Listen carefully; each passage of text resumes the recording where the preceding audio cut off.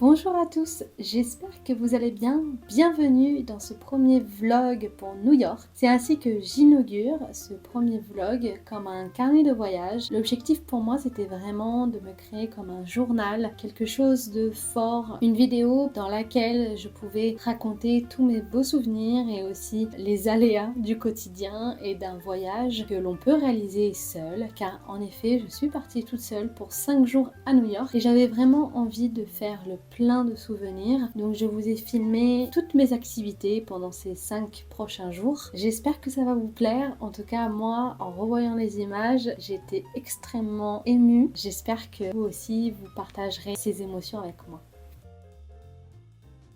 Pour ces 5 journées à New York, j'avais un plan avec moi.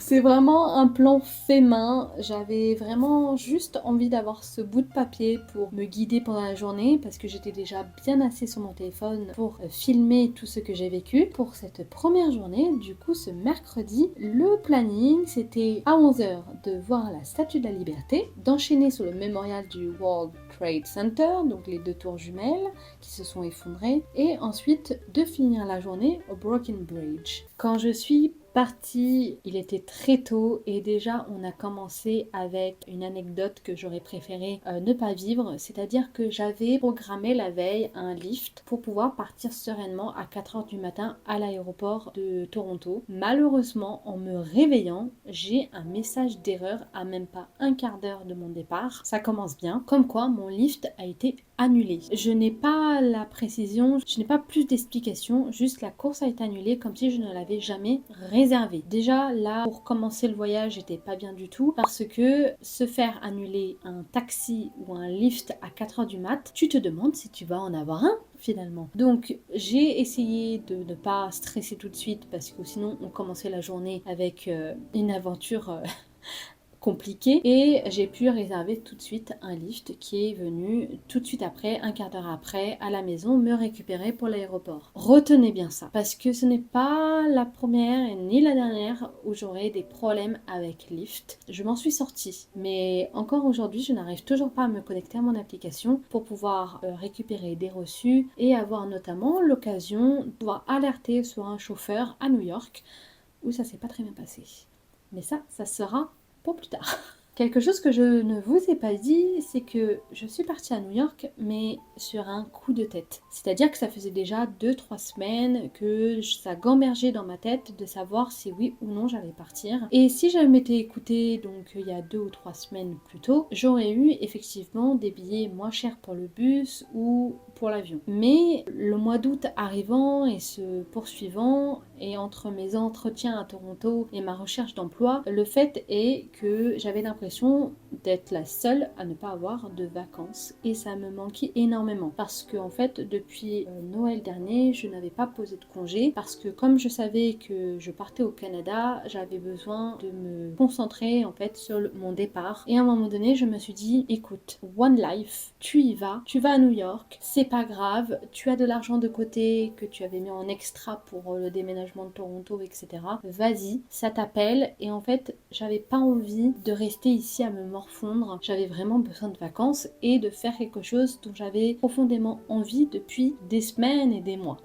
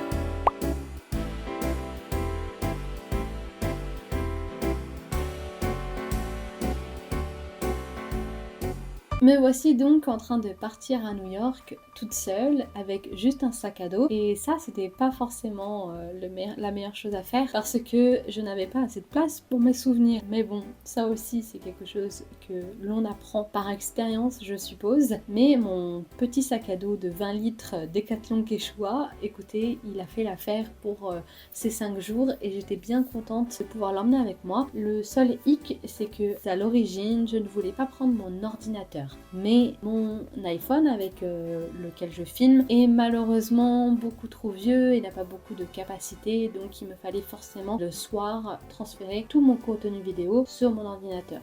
Donc je n'avais pas prévu de prendre mon ordinateur, il est venu quand même avec moi et j'ai bien fait parce que ça m'aurait rendu très triste si je n'avais pas pu tourner ces vlogs sur ces 5 jours parce que c'est vraiment des souvenirs que j'ai envie de me créer et donc je suis contente quand même de l'avoir fait, mais c'était très juste dans le sac, très juste. À l'avenir peut-être qu'il faudra que je m'achète un sac un peu plus grand, un sac cabine quand même qui puisse passer en cabine dans les avions parce que quel luxe d'avoir qu'un seul sac et de juste pouvoir monter dans l'avion et descendre et de pas avoir à attendre la valise. Cependant, j'ai logé dans une auberge de jeunesse et j'avais de la place pour y mettre une valise. Donc peut-être que je referai ça différemment, soit avec un sac plus grand, soit avec une valise en plus, parce que même au retour, au final, j'ai pas pu placer mes souvenirs. Donc je me suis contentée de petits souvenirs, mais au final c'est très bien comme ça. Ça me permet de ne pas trop accumuler non plus, parce que je suis à Toronto, mais je ne sais pas pour combien de temps. Du coup, j'ai pris la décision de dormir dans une auberge de jeunesse. Écoutez, c'était ma première expérience dans une auberge de jeunesse. J'avais peur. J'avais énormément d'appréhension. Au final, ça s'est très bien passé. Mais c'est vrai que aller dans une auberge de jeunesse, ça comprend certaines choses. Et donc du coup, il faut pouvoir s'habituer. Donc surtout, la principale chose que je me devais de prendre avec moi, c'était mes boules qui est. Et la prochaine fois, peut-être ne pas hésiter en fait à dire que la clim est trop forte ou qu'il faut éteindre les lumières. C'est vrai qu'au début, quand je suis arrivée les premiers jours, j'avais du mal avec les 7 autres filles du coup dans ma chambre à m'imposer, alors qu'à 23h passées, tout le monde était dans son lit, mais personne n'éteignait la lumière. Pourquoi? Au rez-de-chaussée, il y avait une espèce de petite épicerie et donc tous les matins, je prenais ma banane parce que je ne suis pas trop du matin, donc je préfère prendre une banane, au moins je sais que je mangeais un petit truc et que ça m'apporte des fruits. Parce que bon, on est à New York, vous savez ce qui va arriver juste après. Donc une petite banane, ça fait toujours plaisir. Premier jour où je suis arrivée, évidemment que lorsque tu prends une chambre, etc., et ben ça demande du temps. Donc j'y ai passé au moins une petite heure, le temps de récupérer ma chambre, de faire la queue, etc. Parce que dans ma tête, j'avais un planning. Il fallait que j'arrive à 10h30 pour l'embarquement à la Statue de la Liberté. Et comme j'avais pris des billets que j'avais réservés à l'avance, là le stress a commencé. En fait, si vous voulez, je me suis mal organisée là-dessus. J'ai mal anticipé le fait d'attendre, le fait qu'il y ait du trafic, le fait que on peut avoir des aléas et que du coup mon planning que je m'étais imposé dès le premier jour, c'est-à-dire d'être à grand maximum à 10h30 à la Statue de la Liberté en prenant un vol du matin, c'est chaud. Et puis surtout, je me suis stressée du coup en pensant à tout ce que j'allais devoir faire et devoir partir très rapidement. Et du coup, au lieu de prendre le métro qui m'aurait coûté pas grand chose, j'ai pris un taxi parce que j'ai trop stressé. Mais j'aurais pu éviter de prendre un lift. Mais j'aurais pu éviter de prendre un lift tout simplement. J'ai pris ce lift inutile pour aller à la Statue de la Liberté et j'ai pas fini de stresser parce que j'avais réservé à 10h30 et j'étais persuadée que je serais refusée parce que je suis arrivée sur les coups de 11h. Il faut savoir que vous avez le temps. Alors certes, peut-être pas 2 heures de battement, mais une demi-heure, ça va en fait. Ils ont l'habitude, en fait, c'est ce que j'ai compris, hein, tous les bâtiments, tous les billets, toutes les réservations, c'est pour évidemment avoir un flux plus fluide, d'avoir des visites plus fluides pendant la journée. Me stresser pour une demi-heure ou 20 minutes, c'était pas la peine. Alors je peux vous dire que je suis arrivée à la Statue de la Liberté. Et quelle émotion! Je sais pas comment vous décrire ça, mais après du coup c'est mes aventures que j'ai vécues le matin et le fait d'arriver dans une ville qui est tout simplement extraordinaire, je me suis retrouvée sur ce bateau et j'ai vu la Statue de la Liberté au loin, j'ai senti en moi quelque chose que je sais pas. il y a eu une émotion qui m'a traversée à ce moment-là. Je l'ai encore, je dois dire, et je l'ai eu tout au long du séjour que j'ai passé à New York. Mais c'était assez indescriptible. J'avais envie de pleurer, mais en même temps, j'étais tellement heureuse d'être là. J'étais tellement heureuse d'avoir franchi la ligne, de m'être lancée dans cette aventure, de partir toute seule. Et en fait, je me suis aperçue que, certes, c'est un voyage seul, mais à aucun moment j'ai été triste. À aucun moment je me suis sentie pas bien en fait dans ce voyage. C'était plus une émotion de me dire est-ce que je suis en train de trouver ma place dans ma propre vie. Et évidemment cette statue, elle a tout un symbole. C'est la statue de la liberté. Et je peux vous dire qu'à ce moment-là, quand je l'ai vue, mais même tout le long de la journée, parce que après le planning me réservait d'autres émotions. Mais sur ce bateau, à ce moment-là, j'avais qu'une envie, c'était juste de rester là, à la regarder encore et encore. Et si j'avais pu prendre un bateau pour faire le tour, et je sais qu'il y a des bateaux qui le font, mais je crois que j'aurais aimé que cette petite traversée dure des heures, tout simplement. J'étais vraiment envahie par une grande émotion. Et quand je suis arrivée, ah bah je me suis lâchée. J'en ai pris des photos. Et je l'ai pris sous toutes ses coutures. Et vraiment, le petit musée aussi qui allait avec, c'était vraiment sympathique. Je sais pas comment vous dire, c'était très particulier. On se dit que dans un voyage solo, on se retrouve avec sa solitude. En anglais, il y a plusieurs façons de décrire la solitude. Et c'est vrai que j'aime bien en fait la différence qu'on peut faire quand on parle de solitude choisie et de solitude non choisie. Mais là, c'était...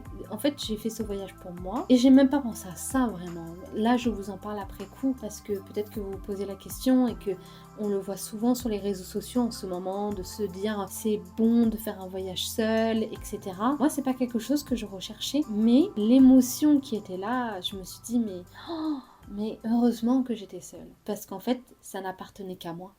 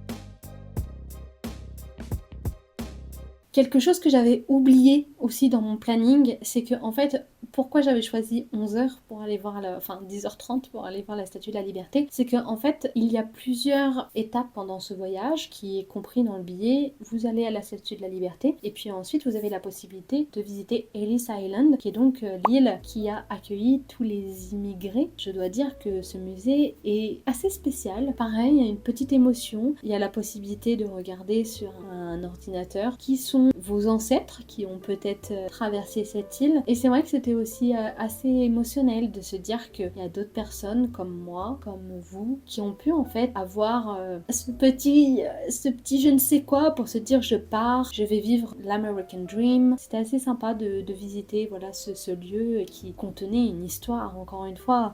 Je dois dire que là j'étais un peu aussi émotive mais d'une façon différente parce qu'on ressent que les gens ici ont tellement attendu. Et c'est vrai que ça m'a refait penser du coup au moment où moi-même je voulais immigrer au Canada et donc j'ai attendu au service d'immigration et de se dire il y en a ils ont attendu des jours, des heures, peut-être des semaines en fait pour se faire accepter. Il y a toute une génération en fait de personnes qui ont choisi de partir de leur propre pays, qui ont amené leurs traditions, qui ont essayé en tout cas de conserver le plus possible leurs traditions. Et c'est vrai que c'est quelque chose qui revient souvent aussi dans les films américains, les séries, c'est cette dualité, c'est devenir américain des États-Unis, ou d'embraser une nouvelle identité tout en conservant et prenant soin et honorant nos anciennes pratiques, notre ancienne identité. Et en fait, cette ancienne identité, elle n'est pas obligée d'être totalement écrasée, effacée en fait de sa propre vie. Et c'est vrai que ça a résonné en moi par rapport à ma propre histoire et au fait de pourquoi je voulais partir au Canada, mais en même temps de s'accrocher du coup à qui fait de moi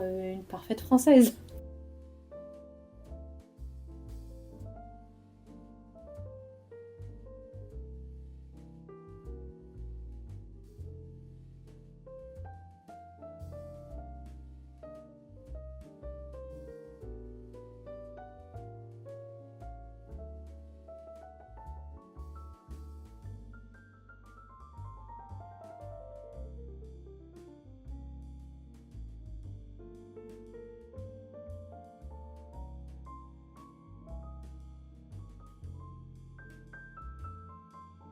La partie suivante de notre premier jour, c'était de revenir dans le bas de Manhattan, qui est donc le Financial District. Évidemment, je suis remontée, j'ai pu voir le fameux taureau d'or. Je n'ai pas fait la queue, je ne voulais pas toucher les parties intimes de cette statue, ça ne m'intéressait pas. Et ensuite, je suis remontée, donc c'est là que j'ai commencé à remonter Broadway.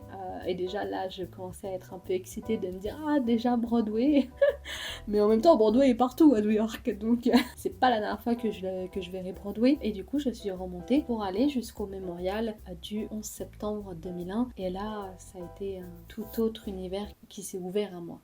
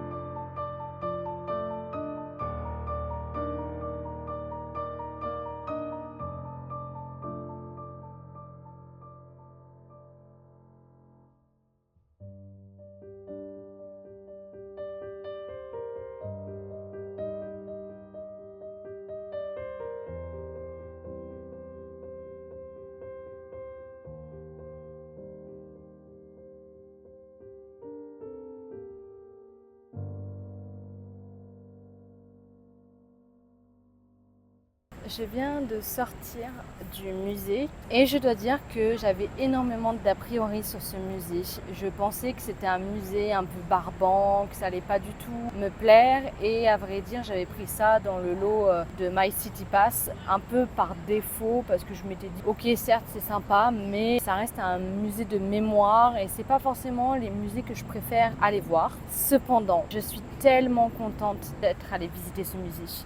Franchement, je m'attendais à rien et j'ai été très émotive tout le long. J'avais la goutte au nez. C'était très fort. Là, il fait 29 degrés à peu près à New York. On est plongé dans la pénombre, dans une espèce d'ambiance où on a l'impression que le soleil est un peu en train de se coucher, etc. Vraiment, je vous conseille si vous passez à New York et si vous pensez que c'est un peu cliché américain ou quoi que ce soit, comme moi j'avais pu avoir vraiment des gros a priori. Et j'en ressors 2 heures plus tard, je vous jure, ça m'a touchée comment le musée est fabriqué. J'avais les larmes aux yeux, j'étais émotive, j'avais des pointes à la poitrine où des fois ça se serrait parce que vraiment on est plongé dans la mémoire de ce jour qui est catastrophique. Vraiment prenez le temps d'y aller si vous passez à New York parce que du coup les 2 tours jumelles, et ça je savais pas du tout, les 2 tours jumelles en fait ont été remplacées par 2 bassins qui s'illuminent à l'occasion, je suppose la nuit ou de certains événements. C'est extrêmement touchant, c'est très beau, c'est vraiment vraiment deux grandes piscines comme des fontaines et elles s'alimentent l'une et l'autre. Le lieu est vraiment très beau. On ressent en fait,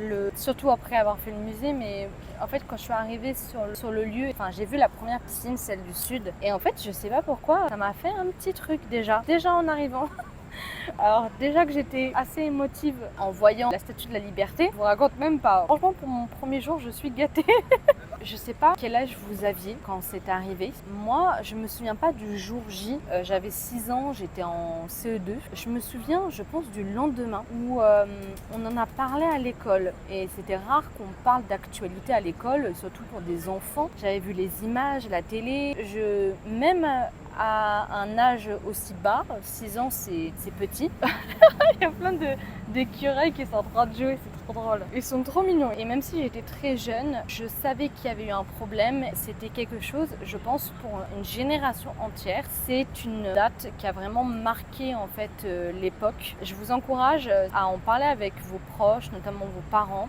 Et d'ailleurs, moi, ça m'a donné envie peut-être d'en reparler avec mes parents. Et puis, ça a marqué aussi un moment dans l'histoire, vraiment avec un grand H, de se dire mais comment c'est possible que tout ça puisse arriver. Dans le musée, il y a eu un moment où c'était trop touchy, j'étais pas bien du tout et ils l'ont tellement bien fait parce que ils ont récupéré des débris, ils ont récupéré aussi du matériel médical, des camions de pompiers, il y avait aussi énormément de poussière donc ils ont récupéré des éléments en fait des deux tours et en fait ils ont récupéré ce qu'ils ont pu récupérer parce qu'il y a eu beaucoup de débris. On a presque l'impression en fait que c'est fake à un moment donné et puis l'émotion arrive et puis vous avez tout ce qui est commémoration, mémorial, il y a des centaines de photos, il y a un endroit où vous voyez toutes les photos des gens qui ont péri pendant ce tragique incident et il y a un moment donné où vraiment ça retrace mais toute la durée en fait. Et c'est même pas en 2 heures. Il y a eu les deux tours jumelles, il y a eu aussi le Pentagone, il y a eu aussi un autre monument qui a failli être radié de la carte, mais l'avion a été dévié. Il y a énormément de choses qui se passent en 2 heures. Ensuite, il y a les tours jumelles qui s'effondrent sur elles-mêmes. J'avais vraiment envie de vous débriefer ça à chaud. J'ai eu vraiment les larmes. J'avais la goutte au nez et je regrette pas. Si ça vous intéresse, ça fait partie du My City Pass. My City Pass, c'est 5 attractions. Vous pouvez choisir parmi 7 ou 8. Et je pensais pas que pour ma première journée, j'allais faire vraiment 2 attractions, 2 monuments historiques incroyable. Et j'ai été tellement touchée. Vraiment, je recommande 100% cet endroit. Il y a beaucoup de tristesse. Il y a beaucoup de tristesse, il y a beaucoup de serrage de cœur et de la poitrine qui est pas très bien. Mais c'est vraiment intéressant à aller voir. C'est l'histoire, ça fait aussi partie de l'histoire mondiale. Surtout, n'hésitez pas. Vous y croyez, vous, que je me suis mis de la crème solaire toute la journée? On voit, non, un peu, qu'il y a 2 endroits que j'ai oubliés. J'avais mon sac à dos juste là. La petite bande là. Du coup, il est 18h passé. Franchement, j'ai fait que marcher. Le musée est très long, je préviens. En 2 heures de temps, je me suis pas arrêtée sur toutes les plaquettes, tous les objets. Prenez le temps de le faire. Moi, j'ai pris une entrée à 16h. Je suis sortie vers 18h. Je vous jure, à un moment donné, l'émotion était trop présente. J'ai avancé un petit peu plus vite parce que c'était trop... à un moment donné, c'était dur quand même. Il y a quand même des images explicites. Il y a du sang, il y a de la poussière, c'est des accidents. Donc, j'ai vu des enfants dans le musée. Je ne sais pas à quel point ça peut être compliqué pour eux de voir ça. Moi, il y a des photos qui m'ont touchée. Et c'est la vraie vie.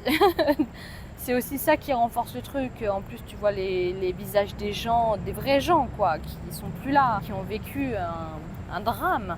Et puis tous les proches, c'est terrible. En attendant, quelle est la suite en fait de la journée? Là, je vais encore me balader dans le Financial District et je pense que je vais aussi, et je vais finir par vue sur le Brooklyn Bridge, donc le pont de Brooklyn. J'ai hâte. J'ai encore, je pense, 20-30 minutes à pied. Le soleil est en train doucement de se coucher, donc ça se trouve, j'aurai une vue, fantastique sur le pont de Brooklyn. Et alors, dans mon planning, je m'étais prévu de manger à Shake Shack. On verra.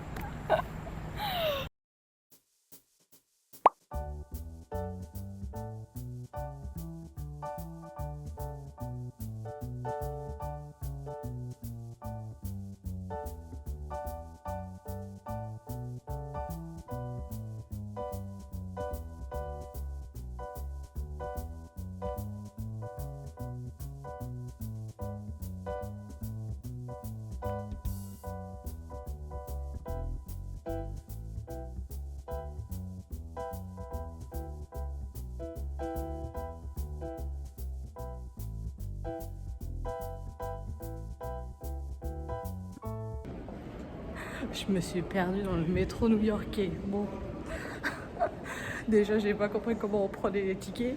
J'ai payé avec ma carte bancaire comme ça. Bon, l'aller, c'est 3 balles. On va voir comment ça se passe.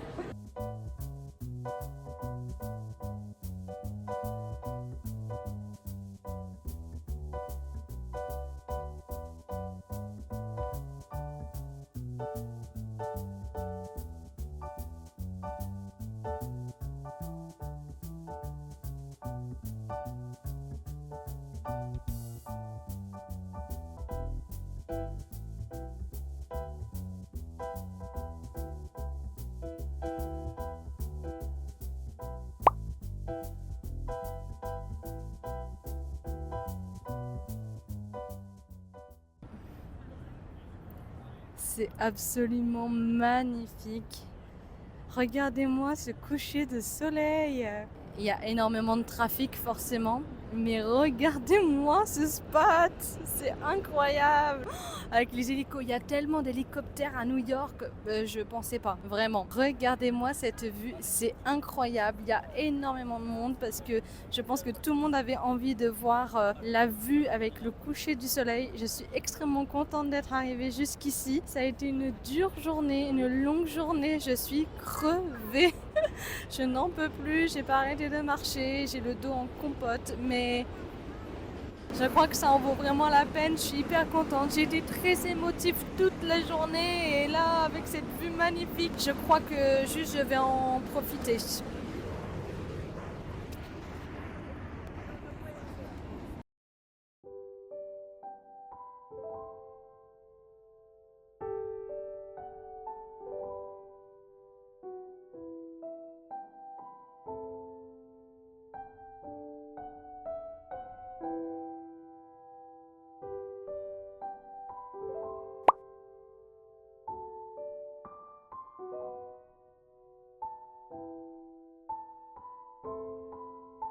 J'ai donc pris mon Shake Shack, le premier burger d'une longue lignée de burgers à New York, mais j'avais tellement faim et j'avais tellement marché. Pour vous dire, à la fin de la journée, je me suis demandé, mais tu vas vraiment pouvoir tenir les 5 jours ainsi, avec ton sac à dos comme ça, et de marcher pendant des heures? Eh bien, spoiler, oui, je l'ai fait. Et honnêtement, ce qui m'a beaucoup fatiguée, c'est en fait le fait de m'être levée très très tôt le matin pour pouvoir prendre mon avion et atterrir à New York. Mais quand j'ai mangé devant la vue de New York qui donc passait du coucher de soleil à la nuit étoilée, vraiment ça m'a fait quelque chose. Je sais pas comment vous dire. Encore une fois, c'était une journée, je l'ai dit et redit, mais bourrée d'émotions en tout genre, variées, mais qui à mon avis se rejoignent un peu. Mais il y avait quelque chose de vraiment sympathique en fait, pas comment dire, genre j'étais juste là, posée, à manger mon burger, avec plein de gens qui s'amusaient aux alentours, qui prenaient le temps. En fait, je n'imaginais pas New York comme une ville où on pouvait se poser et profiter. C'est-à-dire pour moi, c'est une ville tonitruante, bruyante, branque-ballante, mais je n'imaginais pas à quel point la ville pouvait être... C'est une ville bon vivre en fait. Tout dépend des spots que vous trouvez, ce que vous cherchez. Et c'est vrai que ça m'a fait un petit truc de me dire ah oui, on peut se poser quand même. Alors il y aura toujours un petit bruit de fond ou quoi que ce soit. J'ai vu par exemple une femme faire sa séance de méditation en plein... en regardant la vue, etc. J'ai vu aussi des gens promener leurs chiens. Il y a quelque chose aussi que j'ai beaucoup remarqué, c'est la végétation. On a l'impression qu'il y a plusieurs vies dans une ville. Et j'avais l'impression en tout cas que cette vie pouvait totalement m'accueillir et que je pouvais être qui j'étais, qui je voulais. Et c'est vrai que j'ai terminé cette journée avec un smile, fatiguée mais heureuse. Et quand je suis retournée à l'auberge de jeunesse, bon, il a fallu me décrasser, etc. Mais c'était une journée... J'ai encore cette image, voilà, de la Statue de la Liberté. Et j'ai encore cette image de moi profitant des choses. Parce que, évidemment, j'ai filmé pas mal avec mon iPhone. Donc il y a des choses que j'ai vues à travers mon iPhone. Mais je me suis obligée à chaque fois de poser mon téléphone. Et c'est peut-être pour ça aussi que j'ai pas parlé en même temps que je filmais. Parce que c'est déjà très compliqué de faire les deux choses en même temps.